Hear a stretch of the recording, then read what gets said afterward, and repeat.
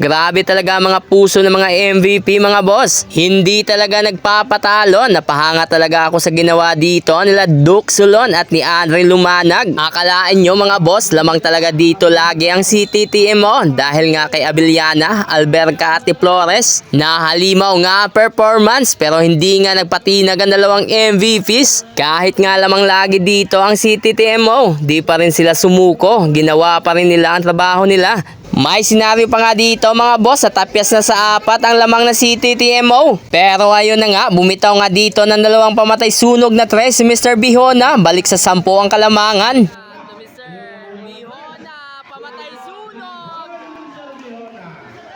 Ang lamang dito ng CTTMO. Ayun, Bihona. Bang!